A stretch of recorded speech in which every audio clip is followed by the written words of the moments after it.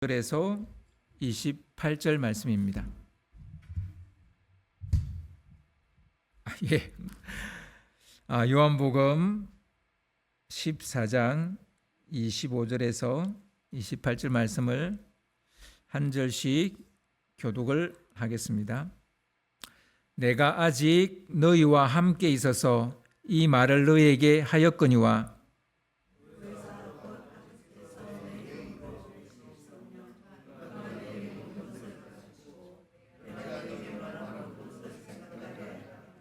평안을 너희에게 끼치노니 곧 나의 평안을 너희에게 주노라. 내가 너희에게 주는 것은 세상이 주는 것과 같지 아니하니라. 너희는 마음에 근심하지도 말고 두려워하지도 말라.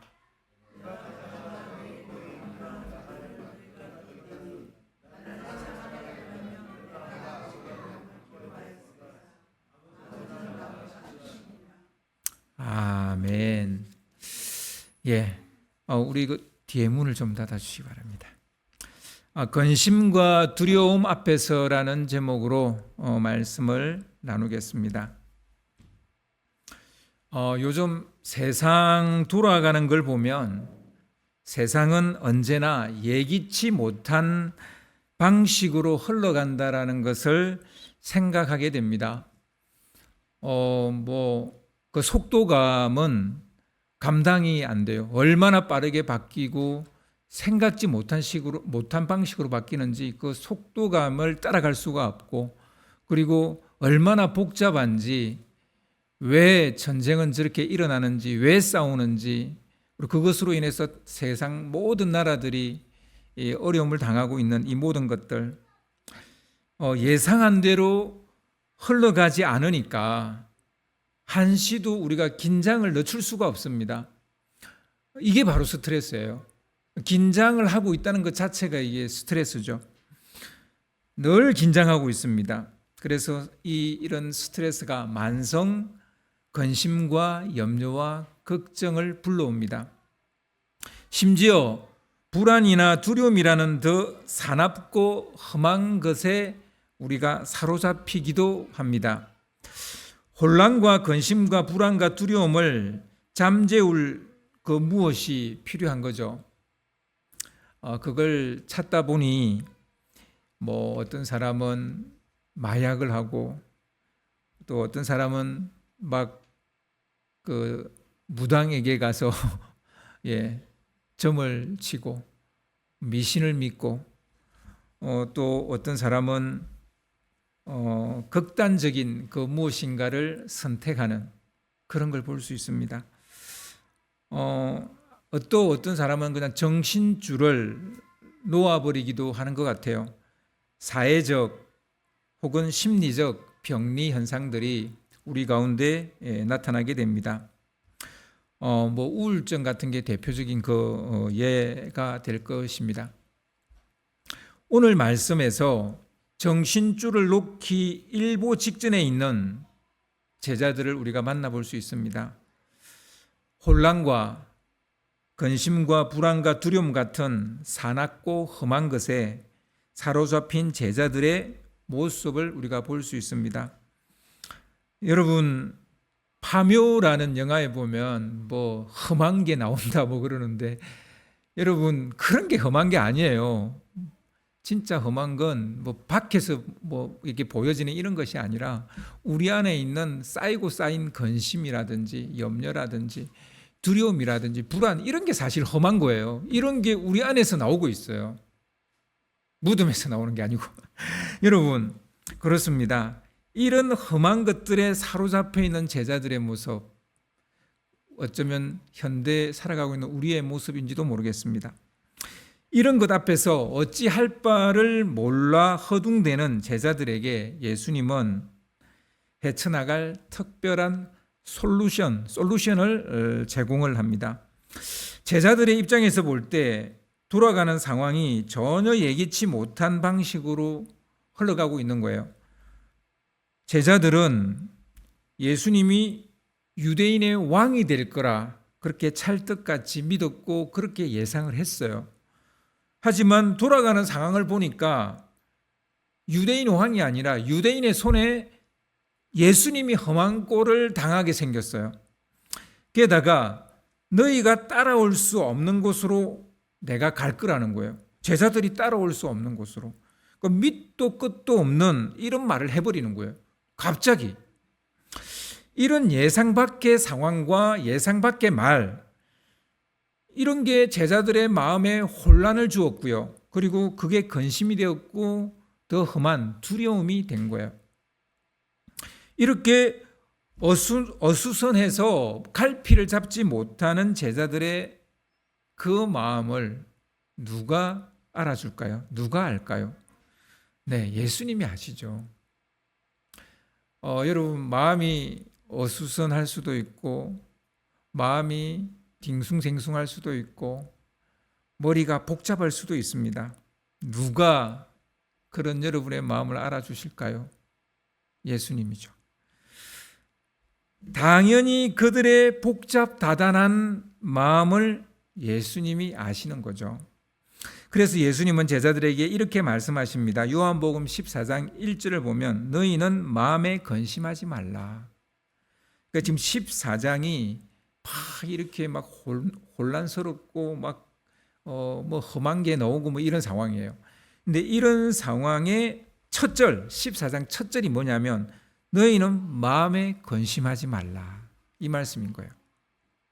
오늘 읽은 본문 27절을 보면요. 오늘 본문 27절을 보면 평안을 너희에게 끼치노니 곧 나의 평안을 너희에게 주노라. 내가 너희에게 주는 것은 세상이 주는 것과 같지 아니하니라.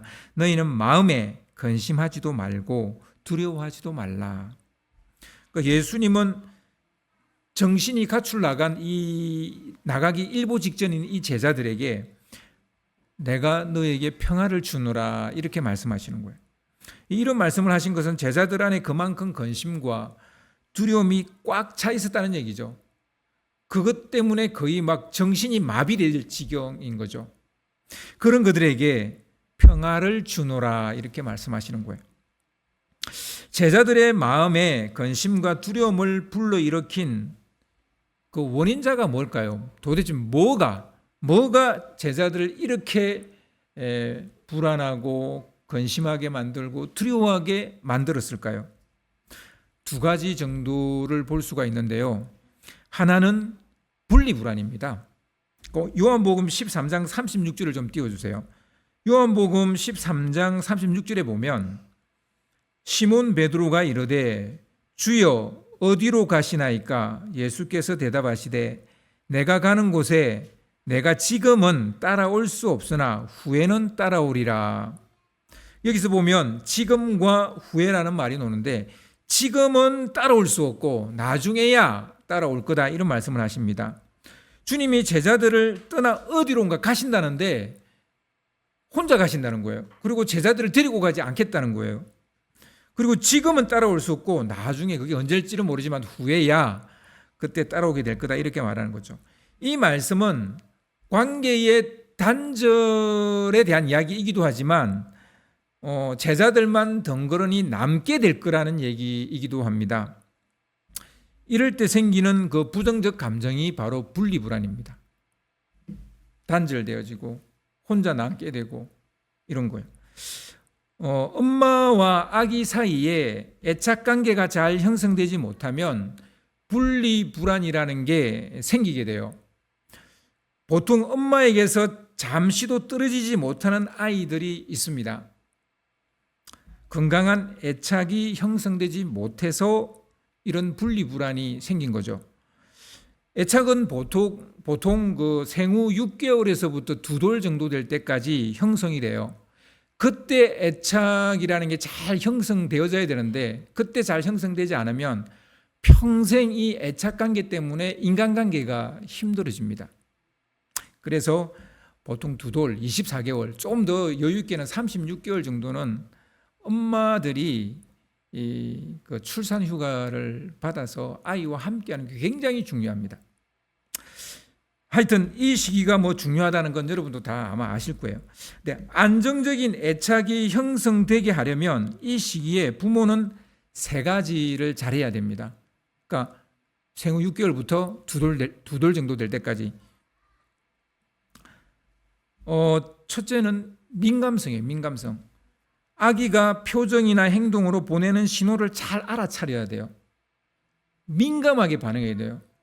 아이가 뭐 그러거나 아니면 울거나 뭐 약간 소리를 내거나 아니면 뭔가 팔을 흔들거나 이러면 다 이유가 있거든요. 다 이유가 있어요. 그걸 민감하게 그걸 체크를 해야 돼요. 그리고 둘째는 반응성인데요. 아기의 표정이나 신호에 즉각적이고 적절한 행동으로 반응을 해야 됩니다. 뭐 애가 오줌을 쌌을 수도 있고 똥을 쌌을 수도 있고 배가 고플 수도 있고 잠을 못 잤을 수도 있고 그럴 때 즉각적으로 반응을 해야 돼요. 졸리면 아이고 졸리는구나 하고 이렇게 막 안아주고 또닥거려주고 똥을 싸서 빨리 기저귀 갈아주고 이게 굉장히 중요합니다. 그리고 셋째가 일관성입니다. 변함없이 꾸준하게 반응해야 됩니다. 이랬다 저랬다 그러면 안 돼요. 어떨 때는 막 똥 닦아주면서 막 되게 좋아하다고 어떨 때는 막 뭐 똥을 쌌다고 짜증을 내고 화를 내고 막 이래 버리면 안 되는 거죠. 늘 같은 태도여야 됩니다. 이렇게 할 때 아기는 엄마가 자기의 요구나 욕구에 잘 반응하는 사람이라는 믿음이 형성됩니다. 믿음이. 여러분 애착 그러니까 이게 자꾸 사랑일 거라고 생각을 하는데요. 애착은 물론 사랑이 전혀 없는 건 아닌데 사랑이 형성되는 게 아니고 믿음에서 형성되는 거예요. 애착은 믿음에서 형성되는 겁니다. 애착은 사랑이라기보다 믿음에 더 가깝다고 보시면 돼요. 아기는 엄마와 좋은 관계를 형성함으로 세상을 안전하고 신뢰할 수 있는 곳으로 이해를 합니다. 그래서 애착 관계를 잘하는 사람이 사회성이 좋아진다 이렇게 말할 수 있죠.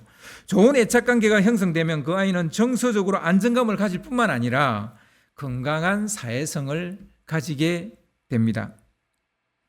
뭐 성격적으로 좀 내향적이고 뭐 이런 거하고 사회성을 너무 또 깊이 연관시킬 필요는 없고요. 그냥 성격은 또 성격입니다.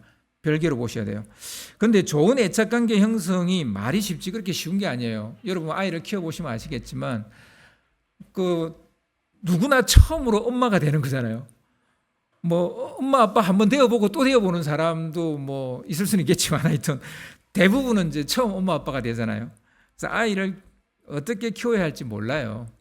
왜 우는지 특히 뭐 애가 자지러지게 울 때가 있어요. 그러면 진짜 막 뭘 어떻게 해야 될지를 몰라 하는 거죠. 그러다 보니 무조건 아기를 가잉보호하려고 합니다. 그러니까 사랑하려고만 합니다.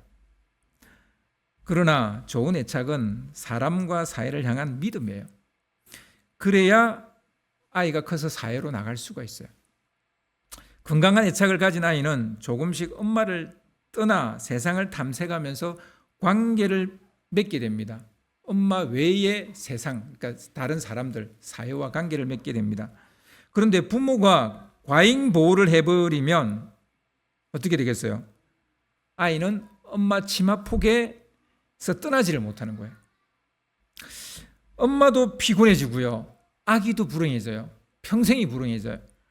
그러니까 아이는 정서적으로 불안해지고 건강한 사회인이 되지 못하는 겁니다. 그래서 아무리 뭐 아이를 처음 키워서 잘 모른다 하더라도 너무 과잉 보호하려고 하시면 안 됩니다. 아기에게 분리불안을 주지 않으면 엄마는 언제나 돌아갈 수 있는 또한 안전한 품이어야 됩니다. 그러니까 아기가 분리불안을 느끼지 않게 하려면 언제나 돌아갈 수 있는 안전한 품이어야 한다는 말입니다. 그러니까 뭐 너무 뭐 위험하다고 뭐 어떤 뭘 만지고 있는데 막 기겁을 하는 거예요. 왜 이런 걸 만졌냐고 막 화를 내고 막 애를 막 몰아붙이는 거죠.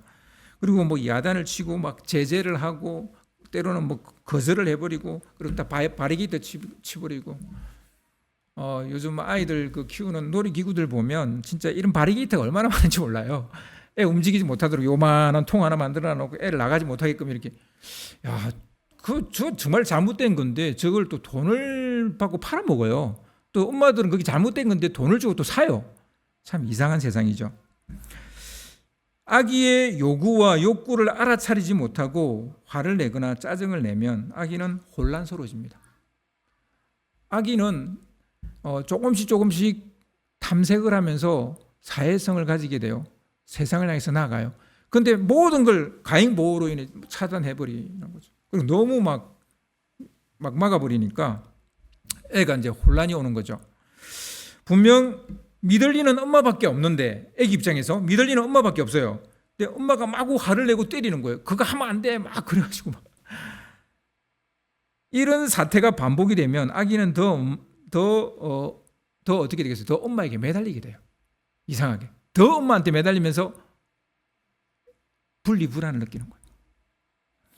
이런 아기를 보고 어떤 엄마들은 우리 애는 엄마밖에 몰라요. 그러면서 되게 좋아해요. 정말 이상한 거죠. 정말 잘못된 겁니다. 이게 좋아할 일이 아니에요. 정말 기절초풍할 일이에요. 아기 입장에서 엄마가 자기를 버리고 떠날 수 있다는 불신이 그 바탕에 깔려 있기 때문에 엄마로부터 안 떨어지려고 하는 거예요. 엄마가 굉장히 신뢰할 만한 사람이라면 이제 엄마를 등 뒤에 두고 조금씩 세상을 향해서 나간다고요. 근데 자꾸 막아버려 놓으니까 이제 분리불안을 느껴서 엄마한테만 붙어 있는 거예요.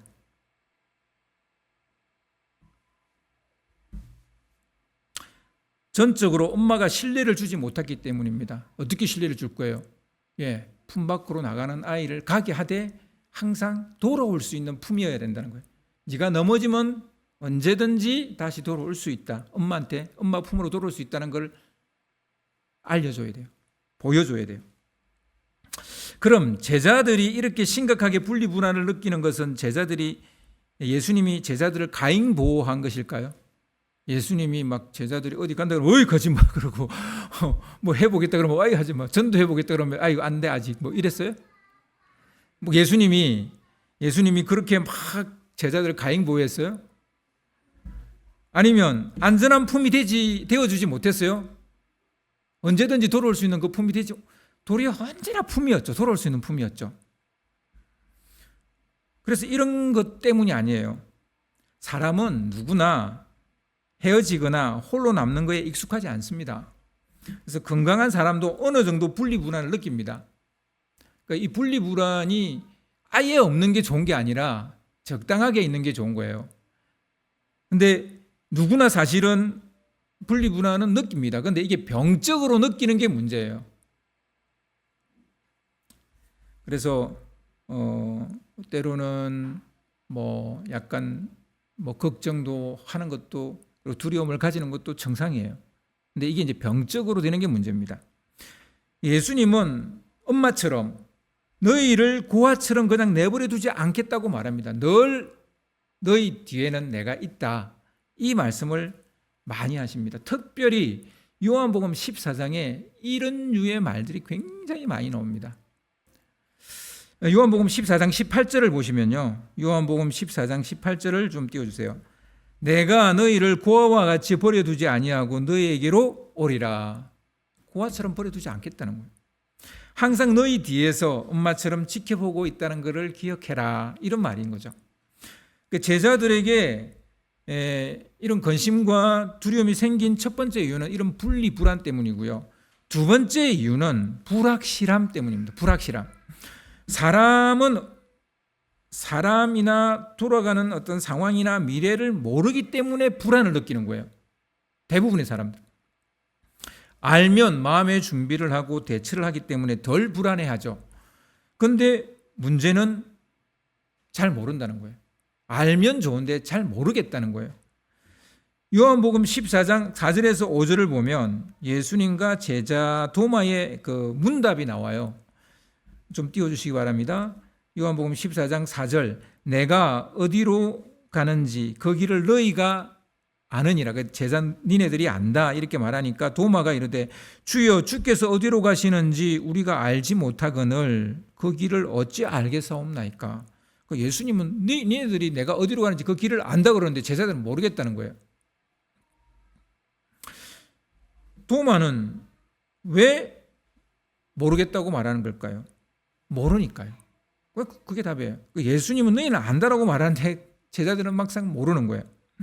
모르니까 더 근심하게 되고, 모르니까 더 불안해지고, 모르니까 더 두려워지는 거죠.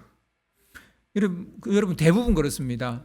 이런 불안과 두려움은 몰라서 옵니다. 모른다는 이 불확실성이 사람을 미치고 환장하게 만드는 거예요. 요한복음 14장 7절 8절을 좀 띄워주시기 바랍니다. 여기는 이제 예수님과 빌립의 문답이 나옵니다.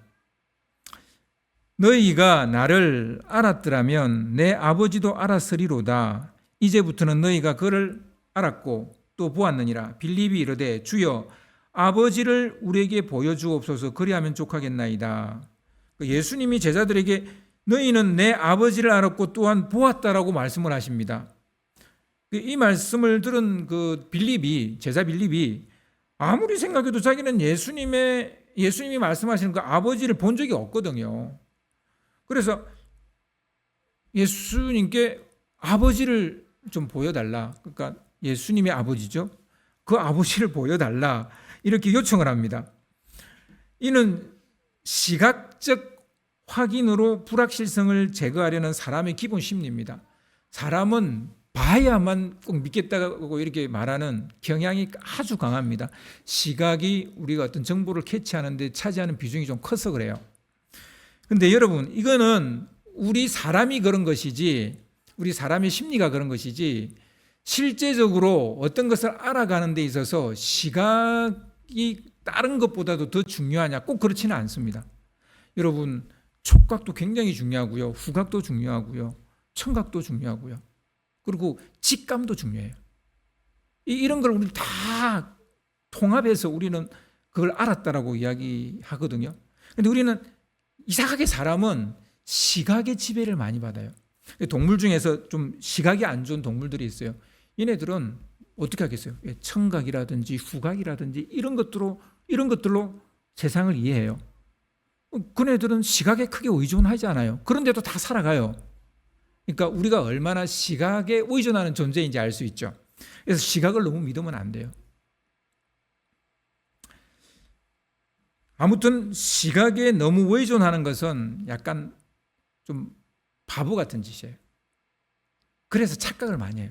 시각에 의존하다 보니까 착각을 많이 해요. 요한복음 14장 22절과 26절을 보면 이제 예수님과 유다의 문답이 나옵니다. 이제 문답이 세 번째 나옵니다. 22절을 좀 띄워주시기 바랍니다. 요한복음 14장 22절. 가롯 사람이 아닌 유다가, 제자 중에는 유다가 두 명 있는데 가롯 유다가 있고 가롯인이 아닌 유다가 있어요.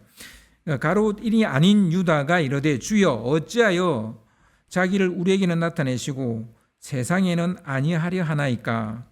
그러니까 유다는 우리에게는 주님이 나타내시면서 어째서 세상 사람들에게는 당신을 그렇게 나타내지 않는지를 묻습니다.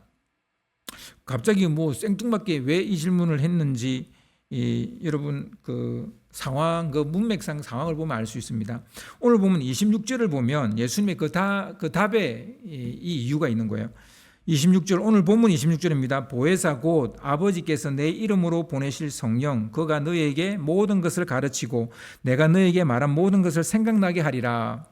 그러니까 아버지께서 예수님을 대신할 다른 보혜사를 보내면 그가 이 모든 것을 알게 할 것이라고 말합니다. 그러니까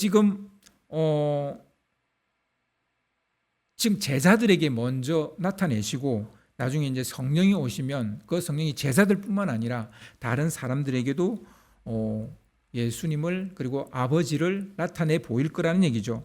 성령이 오시면 우리 안에 있는 이런 불확실함을 해소하게 될 거라는 거예요. 그러니까 불확실함에 대한 이야기를 지금 하고 있는 거죠. 정리하면 근심과 두려움을 주는 원인자가 두 가지예요. 첫 번째는 분리불안, 그리고 또 다른 하나는 불확실성. 우리가 왜 근심하고 걱정하고 염려하고 불안해하고 두려워하느냐? 첫 번째는 분리불안, 두 번째는 불확실함. 이것 때문이라는 거예요. 실제 제자들도 그랬고요. 우리도 별반 다르지 않습니다. 그래서 예수님은 이런 것들로 인해서 근심과 두려움에 사로잡힌 제자들에게 몇 가지 이것을 몰아낼 수 있는, 이런 불안과 두려움을 몰아낼 수 있는 몇 가지 솔루션을 제시합니다. 여러분 다시 14장 1절 말씀을 보겠습니다. 14장 1절 말씀을 좀 띄워주시기 바랍니다. 요한복음 14장. 너희는 마음에 근심하지 말라. 하나님을 믿으니 곧 나를 믿으라. 그러니까 하나님을 믿는 것처럼 예수님을 믿으라. 이게 솔루션이에요. 그러니까 믿음이 솔루션이에요. 여러분 두려움과 불안과 염려와 걱정을 몰아낼 수 있는 해결책 뭐냐? 믿음이라는 거예요. 특별히 예수를 믿으라는 거예요. 그게 중요합니다. 나를 믿으라는 거예요. 나를. 예수를 믿는 우리 이런 예수 믿는 사람들을 기독교인이라 그래요. 기독교인. 근데 기독교는 그리스도를 중국식 발음으로 이렇게 이 말이 생긴 거거든요. 그러니까 이게 뭐 중국 발음이고 뜻은 없어요. 그냥 그리스도를 중국어로 읽으면 이렇게 기독 이렇게 돼요. 그 무슨 뜻이 간에 들어있지 않습니다. 그래서 우리가 뭐 기독교라는 용어를 저는 뭐 좀 자제하고 그리스도교라는 말을 써야 된다고 저는 봅니다. 하여튼 뭐 그렇게 쓰는 게 좋습니다. 우리는 하나님만 믿는 유대인이 아니에요. 그러니까 이 말이 얼마나 중요한지 여러분 아셔야 돼요. 나를 믿으라는 거예요. 하나님을 믿는 것처럼 나를 믿으라는 거예요. 그러니까 하나님만 믿는 사람은 유대인이에요. 근데 하나님의 그 아들 예수 그리스도 그걸 믿는 사람이 기독교인이에요. 그리스도인이에요. 이 사실을 믿으면 분리불안과 불확실함에서 오는 근심과 두려움을 몰아낼 수 있다는 겁니다. 더 나아가 예수님이 너희를 위해 하실 일을 믿으라고 합니다. 그래서 오늘 본문 앞에 나오는 요한복음 14장 11절 말씀을 보시면요. 오늘 좀 구절이 많이 나오죠. 그래도 여러분 14장을 정말 잘 아셔야 돼요. 14장 11절 있습니까? 예. 내가 아버지 안에 거하고 아버지께서 내 안에 계심을 믿으라. 그렇지 못하겠거든 행하는 그 일로 말미암아 나를 믿으라. 그러니까 예수님이 너희를 위해 하실 그 일들로 믿으라는 거예요. 예수님이 그럼 뭘 하셨냐? 4가지 정도를 이야기합니다. 그 솔루션 4가지를 이야기하는데 예수님이 하신 일, 지금 하실 일이죠. 첫째, 그가 떠나는 것이 지금 예수님이 떠난다 그랬잖아요. 그가 떠나는 것이 영원한 이별이 아니라 너희를 위한 거처를 예비하기 위함이고 다시 올 거라는 것을 믿으라는 거예요. 예수님이 다시 올 거라는 거. 너희들을 위한 거처를 예비하고 다시 올 거라는 거예요. 그걸 믿으라는 거예요. 그걸 믿으면 분리불안에서 오는 근심과 두려움을 그리고 불확실함을 이겨낼 수 있다는 거죠. 그래서 요한복음 14장 2절 3절 말씀을 보겠습니다. 요한복음 14장 2절 3절입니다. 내 아버지 집에 거할 곳이 많도다. 그렇지 않으면 너희에게 일렀으리라. 내가 너희를 위하여 거처를 예비하러 가노니 가서 너희를 위하여 거처를 예비하면 내가 다시 와서 너희를 내게로 영접하여 나 있는 곳에 너희도 있게 하리라. 아멘. 영원히 떠나는 것이 아니라는 거예요. 다시 와서 너희를 영접하여 함께 있겠다 합니다. 그 사이에 나는 너희를 위한 거처를 예비할 것이고 너희는 이걸 믿으라는 거예요. 그 사이에. 지금과 후에야 그 사이에 너희는 이걸 믿으라는 거예요. 영원한 이별이 아니라는 거예요. 그러니까 근심하거나 두려워하지 말라는 겁니다. 그리고 둘째 솔루션은요. 불확실함에서 오는 근심과 두려움을 몰아내려면 예수가 하나님께 이르는 길이고 진리고 생명이라는 걸 믿으라는 거예요. 그래서 요한복음 14장 6절 말씀을 좀 띄워주시기 바랍니다. 예수께서 이르시되 내가 곧 길이요 진리요 생명이니 나로 말미암지 않고는 아버지께로 올 자가 없느니라. 아멘. 너무나 확실한 길을 보여주셨는데 당신이 예수님 자신이 하나님께 갈 수 있는 길이고 진리고 생명이라는 거예요. 그러니까 너무나 확실한 걸 보여줬는데 우리 사람들은 어떻게 해요? 자꾸 다른 길을 찾으려고 그래요. 예수님 왜 다른 길을 찾으려고 그래요? 그리고 그렇게 찾아 헤매면서 근심하고 두려움에 사로잡히고 막 그러는 거예요. 여러분, 길을 우리가 몰라서 불안한 거거든요. 그러니까 예수님을 믿고 알면 되는데 자꾸 모른다는 거예요. 예수님을 알려고 하면 되는데 예수님은 알려고 하지 않고 어떻게 될지 모르겠다는 거예요. 그 진리가 뭔지 모르겠다는 거예요. 그리고 생명을 얻는 방법을 모르겠다는 거예요. 성경은 다 이야기하거든요. 예수님이 길이고 진리고 생명이라는데 자꾸 우리는 다른 길을 내가 찾고 싶다는 거예요. 다른 길을 가고, 근데 다른 길이 없거든요. 없어요. 없는데 그 길을 찾으니 알 수가 있나? 그러니 두렵고 불안하고 그런 거죠. 하나님께 이르는 길은 예수님입니다. 자기들이 잘 알고 있는 예수님. 그러니까 무슨 다른 어떤 길을 이야기한 게 아니라 3년 동안 니네들이 따라다니고 동고동락하고 보고 배움을 가르침을 받았던 바로 그 예수님. 그 예수님이 길이고 진리고 생명이라는 거예요. 여러분, 예수 믿는 사람들이 참 예수 잘 안 믿습니다. 예수님이 길이고 진리고 생명이라는데 이 말씀은 뭐 들어서 알고 있는 것 같은데 어떤 상황에서 안 믿는다니까요. 안 믿어 이걸. 셋째 솔루션은 예수님을 이 땅에서 그 눈으로 볼 수가 이제 없잖아요. 이제 떠나시니까. 그래서 예수님이 이 땅에 눈으로 볼 수 없지만 너희들이 기도하면 내가 행하겠다는 거예요. 기도한 것에 응답하시겠다는 거예요. 이런 믿음이 있어야 된다는 거예요. 이런 믿음.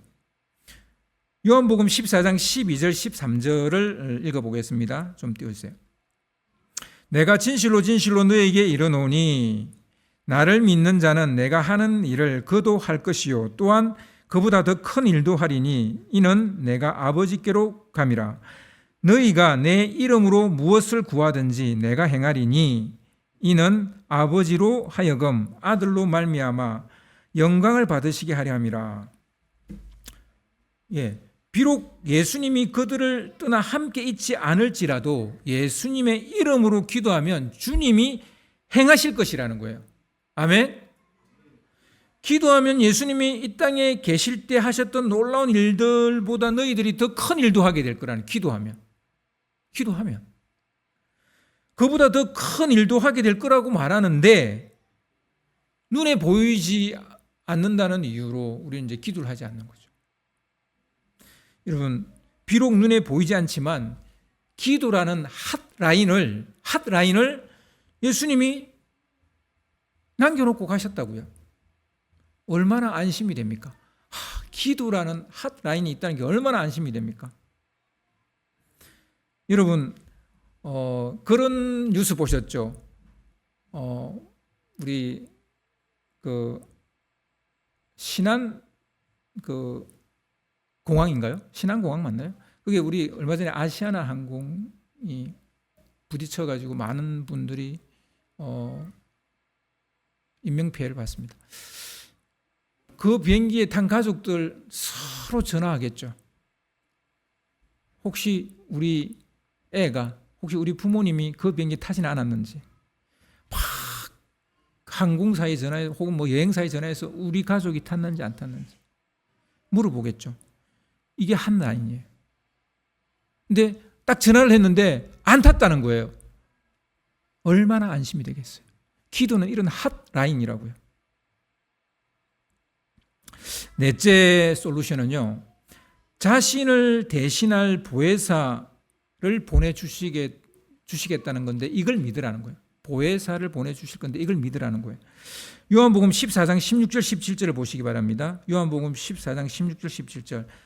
내가 아버지께 구하겠으니 그가 또 다른 보혜사를 너희에게 주사 영원토록 너희와 함께 있게 하리니 그는 진리의 영이라. 세상은 능히 그를 받지 못하나니 이는 그를 보지도 못하고 알지도 못함이라. 그러나 너희는 그를 아나니 그는 너희와 함께 거하시며 또 너희 속에 계시겠음이라. 아멘.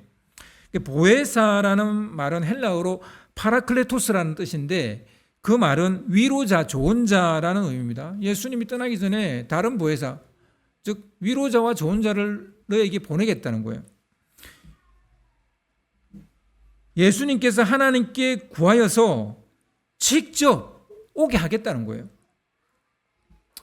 그는 진리의 영이어서 예수님이 이 땅에서 가르쳤던 거 다 생각나게 하고 알게 할 거라는 거예요. 성경 말씀을 알게 할 거라는 거예요. 그래서 예수님이 하신 모든 말씀을 생각나고 그것을 알게 하는 해석을 할 수 있게 성령이 해석을 해줄 거라는 거예요. 오늘 본문 26절을 보시면요. 오늘 본문 26절입니다. 보혜사 곧 아버지께서 내 이름으로 보내실 성령 그가 너희에게 모든 것을 가르치고 내가 너희에게 말한 모든 것을 생각나게 하리라. 그렇게 말씀하시잖아요. 여러분 한번 생각해 보세요. 이렇게나 많은 솔루션을 주셨는데 우리는 여전히 근심과 두려움에 사로잡혀 있지는 않습니까? 이런 솔루션을 주셨다는 거 여러분 아셨어요? 여러분 아셔야 됩니다.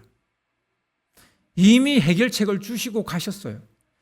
예수님이 없는 동안 그 부재의 시간에 그들이 두려움과 그리고 이런 불안과 염려와 걱정에 사로잡혀 있지 않을 수 있는 솔루션을 주셨다고요.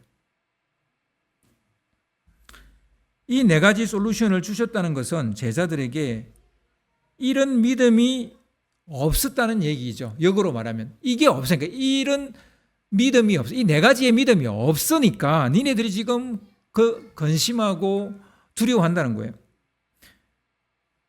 그 근심과 두려움이 너희들을 내리누르고 있다라고 말하는 겁니다.